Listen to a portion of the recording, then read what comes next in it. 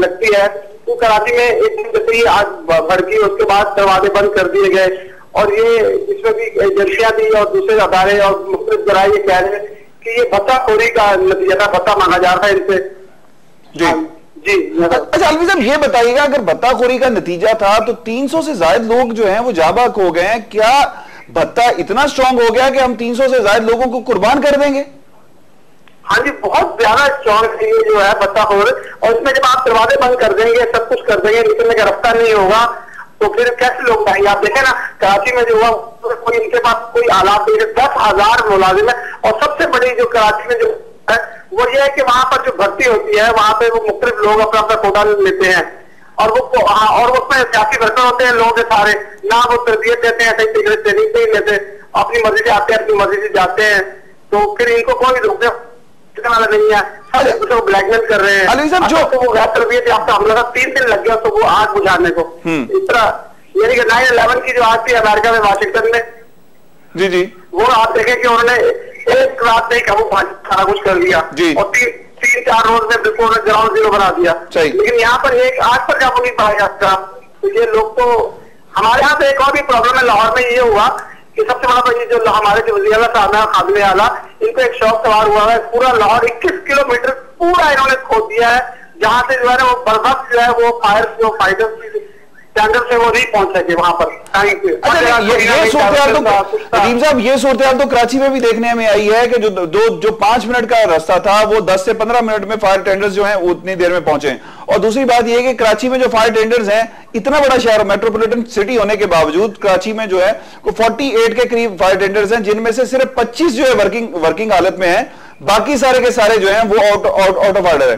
क्या समझते हैं कि इतने बड़े मेट्रोपॉलिटन सिटी में इस तरह के इंतजामात होने चाहिए या ये भी गफलत और बदइंतजामी या किसी साजिश का? देखिए कराची का जो सबसे बड़ा मसला है वहां पर दो जमातों का जो है ना वो मसला है वहां पर, और कोई वहां तक नहीं, ये दोनों अगर आपस में तय कर ले तो कई मामला कराची के वैसे ही हल हो जाएंगे। लेकिन ये दोनों जो ब्लैकमेल करते हैं और एक दूसरे के वर्कर्स होते हैं, सब किसी कुछ नहीं कहता कोई। ये कराची का मसला तो है ना वो सियासी और भत्ताखोरी और इस किस्म का, वो वहां पे कराची में जंग है सारी, वो स्टेक होल्डर्स की जंग है। स्टेक होल्डर्स भी नहीं रहे अब वो लोग, बल्कि अब शेयर होल्डर्स बन गए हैं। वो कराची के जो मामला था उनमें अपना हिस्सा चाहते हैं, बस ये जंग जारी है कराची में। नदीम अलवी साहब बहुत शुक्रिया, कई जगहों पर नजर आई होगी जी, बहुत शुक्रिया आपने हमें ज्वाइन किया। अच्छा काजी साहब, अलवी साहब कहते हैं कि कराची में बेसिकली जो है ये जो सूरत हाल है, खुसूसन इस आतिशज़दगी को भी अगर देखा जाए, जिसको बाद में बड़े अजीब अजीब रंग देने की कोशिश की गई है, कभी उसको उसकी जो तफ्तीश का रुख मोड़ने के लिए कुछ करवाया गया, कभी कुछ किया गया। हुकूमत की जानिब से आप देखते हैं कि हुकूमती इदारे और हुकूमती मशीनरी जो है अभी तक क्यों ख्वाब गफलत में मशगूल है? सबसे पहले तो अलवी साहब का मैं इस बात को मुझे बड़ा अफसोस हुआ, कह रहे हैं कि खादिम आला को शौक लगा हुआ है। एक आदमी अगर खिदमत कर रहे हैं, डेवलपमेंट वर्क चल रहा है बगैर किसी करप्शन के, आप उसको दूसरे रंग दे रहे हैं, कम से कम एक चीज को अप्रिशिएट तो करें कि यहाँ अरबों रुपए के काम हो रहे हैं, कोई करप्शन नहीं है। दूसरी बात देखें, मैं एक ही चीज, ये जो बातें उन्होंने की है कराची के हवाले से, मे भी कि उनसे ज्यादा मैं और आप जानते हैं कराची की सूरत हाल, और इसमें कोई शक भी नहीं, मैं इनकी बातों से इतफाक भी करता हूँ कि यहाँ बत्ताखोरी हो रही है, सारा सिलसिला आ रहे हैं। और जो 300 लोगों की मरवाने की आपने बात की है, तो इससे पहले जो लोगों ने बतम मांगा, क्या उनके ऊपर ग्रेनेड नहीं फेंका गया? कितने, मैं कहता हूं सैकड़ों वाकयात हुए, तो इसमें कोई शक नहीं है। लेकिन अब सूरत-ए-हाल ये कि एक आप पुलिस से या FIA से इसकी तफ्तीश करा के आप क्या हासिल करेंगे? कुछ भी नहीं करेंगे, जीरो होगा। इस वजह से जीरो होगा। मेरा मुतालबा है आपकी इस फोरम के हवाले से कि इसकी जुडिशियल कमीशन होना चाहिए, हाई कोर्ट या सुप्रीम कोर्ट की सरबराही में एक कमीशन होना चाहिए, ताकि ये सारी चीजें, देखो बात ये है कि आग लगी, ये जो कपड़े की आग होती है, रुई की आग होती है, वो ऐसी आग नहीं होती कि 1 मिनट में पूरे 5 फ्लोर को काबू कर ले। इसमें आग ऐसा ऐसा लगती है, लोग भागने के जो है ना उसका रास्ता जो है ना वो ये लोग निकल सकते थे, लेकिन यहां जो आग लगी है इसमें मुझे शक है कि ये कोई केमिकल है। अच्छा नहीं, मैं उसी तरफ आ रहा हूं कि आप समझते हैं कि क्या कोई केमिकल इस्तेमाल हुआ होगा, और अगर केमिकल इस्तेमाल हुआ तो क्या फैक्ट्री के अंदर से हुआ है, ये बाहर से इस्तेमाल? नहीं, देखो ये तो बड़ा आसान सा, फैक्ट्री के अंदर से एक जो लोग बेचारे शाम में चले जाते हैं या उसकी जो शिफ्ट नहीं है उस वक्त, तो केमिकल फेंकना और उसमें डालना, एक चौकीदार को काबू करना कोई वो नहीं। और फिर केमिकल की बहुत सारे एग्जाम होते हैं, केमिकल जो है ना वो लिक्विड में भी आती है, केमिकल पाउडर में भी आते हैं आजकल, ठीक है। तो इसको लगाना, क्योंकि मेरे पास अभी एक केस है जो अभी भी सिविल अस्पताल के बंस रोड में एक लेडी जो है ना वो एडमिट है। उस लेडी के साथ ये हुआ कि जब उसको किचन में आग लगा, उसको रात को खावन से उनका झगड़ा हो गया। झगड़ा होने के बाद सुबह खावन ने इसको बोला कि आप मेरे लिए कप चाय लेके आए। अब जब वो बेचारी चली गई किचन, और वहां जो उन्होंने जैसे तीली लगाई, और उसकी यहाँ जिस्म में यानी ये घुटनों से लेके यहाँ सीने तक पूरा आग लगी उसको, और वो पूरा अभी तक बेचारी पिछले 6 महीने से एडमिट है हॉस्पिटल में। तो हमने ये अंदाजा लगा लिया, जो तफ्तीश हुआ बाद में, जो इंक्वायरी हो गई उसकी, मुलजिम अभी जेल में FIR कट गई, तो उससे पता ये चला है कि मुलजिम ने रात सोते में इसके ऊपर केमिकल फेंका। अब उनको ये बताया गया कि आप मेरे लिए चाय लाओ, जारी बात है चाय के लिए जाएगी, माचिस की तीली जलाएगी, जब माचिस की तीली जलाएगी तो जिस्म में आग लगेगा। तो ये कहना कि ये आग इतनी स्पीड से और इतना भड़का कि पूरा ऑफिस को, पूरा बिल्डिंग को उसने लपेट में ले लिया, और किसी को निकलने को मिल सकता। मैं कहूंगा कि ये केमिकल से पाक ये नहीं है, और इतनी जल्दी रोई और कपड़े में आग नहीं लग सकती जहां लोग निकल। गुफ्तगू का सिलसिला जारी रखेंगे। कादर खान मंदोखेल हमारे साथ मौजूद हैं। और नाज़रीन, कराची का शहर इस वक्त सोग में डूबा हुआ है। कराची शहर के साथ साथ पूरा पाकिस्तान सोग में डूबा हुआ है। लाहौर और कराची के जो सानेहात हैं, इनसे सैकड़ों घर मुतासर हुए हैं, और बिलवास्ता तौर पर उनके अजीज़ और कारब भी मुतासर हुए हैं, जिसकी वजह से ये सूरत हाल पैदा हुई कि पूरा मुल्क सोग में की कैफियत का शिकार है। नाज़रीन, यहाँ पर लेंगे एक छोटा सा ब्रेक, और ब्रेक के बाद जब वापस आएंगे तो कादर खान मंदोखेल साहब से ये जरूर पूछेंगे कि अगर लेबर लॉज की वायलेशन हुई है तो उसका जिम्मेदार कौन है। स्पेशल आज का हमारा जो शो है वो सानहा कराची 9/11 का पर है, जिसमें तकरीबन 290 से ज्यादा लोग जो हैं वो जाँ बहक हो गए हैं। नाज़रीन, इस वाक़े में जो अब तक सूरत हाल सामने आ रही है, जो सिनेरियो डेवलप हुआ है, जो तहकीकाती इदारों की जानिब से की गई है, वो ये है कि इस फैक्ट्री में पहले भी आग लग चुकी है, लेकिन ये इंश्योरेंस क्लेम के बाद अब दोबारा जब काम हो रहा है तो ये आतिशज़दगी क्या कुदरती वाक़या था, इत्तफाकी वाक़या था, इत्तफाकी हादसा था, या ये साजिश के जरिए, या उस फैक्ट्री मालकान को थ्रेट करने के लिए, भत्ता वसूली के लिए ये कार्रवाई की गई है? ये क्या है? ये सारी सूरत हाल जब तक हमारे तहकीकाती इदारे या हमारे जो जुडिशल कमीशन इस्टेब्लिश हो, जो ताकि ये सारे के सारे हकायक अवाम के सामने लाए जाए और जो असल मुजरिम है उनको कैफरे किरदार तक पहुंचाया जाए। दो चीजें जो सबसे अहम है उसमें देखने की वाली हैं कि अब तक जो हमारे सिटी डिस्ट्रिक्ट गवर्नमेंट है या लेबर डिपार्टमेंट है, उसके कवानीन की बड़ी वायलेशन हुई है इस फैक्ट्री में। तो क्या इस वायलेशन के जिम्मेदार जो हैं उनको कभी सामने लाया जाएगा? क्या उसकी वायलेशन के जो हुई है उसके जो जिम्मेदारान हैं, क्या वो अपनी गलती एक्सेप्ट करेंगे? कौन जिम्मेदार है?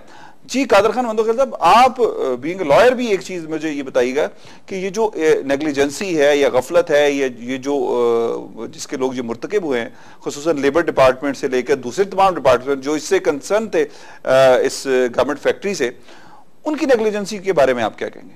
देखिए मियां साहब, आपने जैसा शुरू में भी कहा कि 4 महीने पहले और 2 साल पहले इसमें आग लग चुकी फैक्ट्री में, और 4 महीने के बाद जो फायरमैन था एक चैनल पे उन्होंने कहा कि मैंने रिपोर्ट कर दी है, तहरीरी तौर पे लिख दिए कि इसका एग्जिट नहीं है, इस फैक्ट्री में जो है ना इंसानी जानों का खतरा हो सकता है। अब सवाल ये पैदा है कि हमारे बहुत सारे इदारे हैं, सोशल सिक्योरिटी है, EOBI है, लेबर डिपार्टमेंट है, साइट स्टेशन है, कराची बिल्डिंग कंट्रोल अथॉरिटी है, कराची वाटर बोर्ड है, और इंडस्ट्रीज डिपार्टमेंट है, KEC भी है, KEC है। ये सारे डिपार्टमेंट की जिम्मेदारी होती है कि वो अपना अपना फंक्शन इनके रूल्स के मुताबिक करे। क्या अगर उस वक्त आग लगी उसके बाद किन लोगों को पनिशमेंट हुई, कौन अरेस्ट हुए? कुछ नहीं। क्या बिल्डिंग कंट्रोल ने जो पूरी इतनी बड़ी बिल्डिंग डिजाइन की है, अप्रूव किया है, क्या उन्होंने उनकी वायलेशन के ऊपर इनको कोई सील किया? क्या सासी सोशल सिक्योरिटी या EOBI ने क्या ये देखा कि ये जो मुलाजमीन है ये इंश्योर्ड है? इंश्योर्ड होने चाहिए। मैं कहूंगा कि एक अगर आप गाड़ी लेते हो या छोटी से एक शॉप भी चलाते हो, लोग इंश्योर करते हैं, क्या इन तमाम मुलाजमीन की इंश्योरेंस क्यों नहीं हुई है? और अगर दुनिया में इंश्योरेंस होती है तो हमारे मुल्क में ये क्यों नहीं होती है? फिर उसके अलावा साइट स्टेशन है, और मुझे बड़ा अफसोस हुआ कल साइट स्टेशन के सदर ने ये कहा कि ये हादसा है, यानी बगैर किसी जाने हुए, बगैर किसी तफ्तीश के कंक्लूजन की उन्हें एडवांस पे कह दिए अपनी इंडस्ट्री। ये तो हमारे यहाँ एक वतीरा बन चुका है ना, हम असल में अपनी जिम्मेदारियों को दूसरे के ऊपर डाल देते हैं। हम कभी भी अपने जिम्मेदारियां हैं, क्या वो ये भूल गए कि एक घर में 4 बेटियां और एक अकलौता बेटा जो ना शहीद हो चुका है? आज शाम को देख एक माजूर शख्स जिसका बेटा आसिफ नाम था और वो बेचारा अभी तक लापता था। यानी इस तरह बहुत सारे लोग, बीवी अभी तक नहीं मिली, वो फिर एक घर में 8 लाशें गई हैं, 8 लाशें गई, अंदरूनी सिंध गई लाशें, आप देख रहे हैं। मुजफ्फरगढ़ लाशें गई हैं। अब सवाल ये कि आज दूसरा तीसरा दिन है, हम इसके ऊपर डिस्कस कर रहे हैं और आज भी ये केस मेरे हिसाब से ये डैमेज ये कर चुके हैं। आप मुझे बताओ कि 6 महीने बाद, 2 साल के बाद, मैं आपको हवाला देना चाह रहा हूं जब शेरशाह का पुल गिर गया, जहां खुद गवर्नमेंट जो चेयरमैन नेशनल डिजास्टर मैनेजमेंट ने कहा कि 95 करोड़ सिर्फ नुकसान हुआ है, 10 अफराद बेचारे नीचे दब गए। आपको पता है वो मुलजिमान बरी हो गए। अभी 2-4 महीने पहले एडीजे 4 वेस्ट कराची की अदालत से वो बरी हो गए। अब यहां मैं इल्जाम सिर्फ जज को नहीं देना चाह रहा हूं, अगर पुलिस केस ही ऐसी बना ले, उनके कोई विटनेस ही नहीं हो, क्या करेगा? जो फैक्ट्री, जिस फैक्ट्री की वजह से वो पुल में वो मोड़ बनाया गया था, वो एक तो गलत था, मोड़ गलत था, और उसके बाद जो फैक्ट्री थी जिन बासर लोगों की थी, उन लोगों के दबाव पर ही केस बनेगा ना। नहीं, उसके अलावा जो है ना उसमें ये देख रहे हैं कि जो ठेका दिया गया वो बगैर किसी टेंडर के, बगैर किसी इश्तिहार के दिया है। लेकिन सवाल ये कितने सारे एविडेंस के बावजूद आपने बरी कर दिए। यानी मैं ये पूछना चाह रहा हूं कि इनके पास, जज के पास एविडेंस नहीं होगी, लेकिन थोड़ा सा जज हमारे माजर के साथ बहुत सारी जज है, ऑनेस्ट जज है, लेकिन बहुत सारे करप्ट मौजूद है जो सिर्फ कागज को देखते हैं, अपने दिल या अपनी दिमाग को नहीं देखते हैं कि ये आखिर वाकया हुआ कैसे। क्लियर वायलेशन है, पूरे डिजाइन बना था, उस डिजाइन में पुल गिर गया। बल्कि उसी शाम को मैं गुजर रहा था, एक दिन पहले, मैं ये देख रहा था कि अगर इस पुल में ट्रैफिक ही जाम हो जाए तो गिर जाए, क्योंकि इतनी गोलाई है जहां कोई पिलर नहीं है। अच्छा, अब इसके अलावा 2 हवाले मैं और देना चाह रहा हूं। अभी तकरीबन चंद साल पहले क्लिफ्टन में एक सुजुकी वैन के अंदर जो 13 अफराद जल गए, सुजुकी जो पलट गई और आग लग गया, 13 अफराद, उस केस का क्या बना? उससे पहले जो न्यू कराची में एक पूरी बिल्डिंग जो है ना वो जमीन बोस हो गई, उसका क्या बना?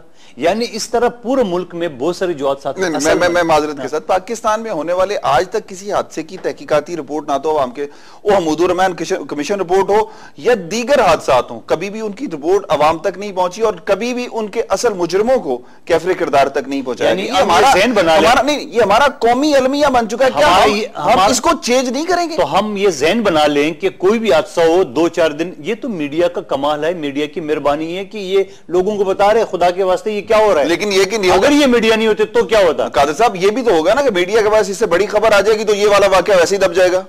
नहीं, देखो, अब मीडिया एक चीज हो कि बार बार एक खबर को तो नहीं कर सकते, अब बता दिए रिपोर्ट। अच्छा, अब एक केस में शाम में मैं एक चीज और देख रहा था, इस पूरे बिल्डिंग में जहां एक चीज भी नहीं बचा, एक यानी जो अंदर लोग थे सब रॉक हो गए, वहां जो इनकी फायर सिलेंडर थे वो साबित सलामत वो कचरे के ढेर बन गए।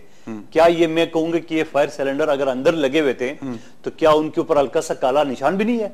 आप देख रहे हैं मीडिया की शाम, अभी मैं आ रहा था मीडिया में देखो वो जो सिलेंडर है, फायर सिलेंडर है, वो कचरे के ढेर के ऊपर, यानी ऐसा लग रहा है जैसे बाहर से फेंका गया। एक चीज भाई, क्या आप समझते हैं कि अगर वो बिल्कुल सही हालत में फायर सिलेंडर्स हैं तो क्या ये गफलत थी, साजिश थी, या बाद में फेंकने का मकसद ये है कि वाकई फैक्ट्री मालकान जो हैं उनकी ये साजिश है कि वो अपनी जो इंश्योरेंस क्लेम करने के लिए या फैक्ट्री मालकान को फंसाने के लिए ये किया गया? एक वाकया हो गया जी, अब इस वाकये में हर आदमी अपने आप को बचाने की कोशिश करे, चाहे कोई भी डिपार्टमेंट हो, चाहे फैक्ट्री मालकान हो। आपको ये याद नहीं है कि पहले दिन जब ये हमला हुआ, वो किसी टीवी चैनल की रिपोर्टर उस कैमरे तोड़ दिए गए, क्यों और कौन लोग थे वो आखिर में? अच्छा, फिर उसके बाद आज भी एक टीवी चैनल के कैमरे वगैरह तोड़ गए, आया कौन लोग थे? अच्छा, कौन लोग हैं जो हकायक नहीं आवाम तक आने देना चाहते, जो हकायक से पर पर्दा डालना चाहते हैं, हकायक को दबाना चाहते हैं, शवाहिद को जाया करना चाहते हैं? मैं किसी एफआईए, किसी पुलिस के इन्वेस्टिगेशन पे इतना एतबार करूंगा और न करना चाहिए जब तक इस केस की जुडिशियल कमीशन कायम ना हो और जुडिशियल कमीशन कोई फाइंडिंग न दे, उससे पहले ये कहना कि किसकी जिम्मेदारी, ये भी मैं कहता हूं कि मुनासिब नहीं होगा।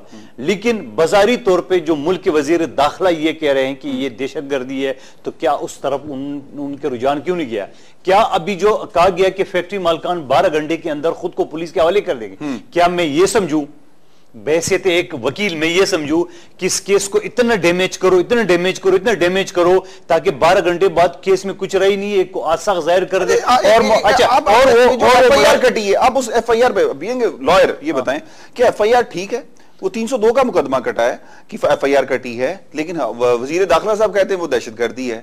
क्या इसका मुआवजा आप कैसे करेंगे? देखिए, मैं यही कहना चाह रहा हूं कि पहले दिन ये FIR का हुक्म दिए 302 का, और 24 घंटे या 30 घंटे बाद वजीर दाखिला कह रहे कि ये दहशतगर्दी है। ठीक है, तो आया अगर ये दहशतगर्दी है तो आपने FIR इतनी जल्दी में और सिर्फ 302 में क्यों? इसके साथ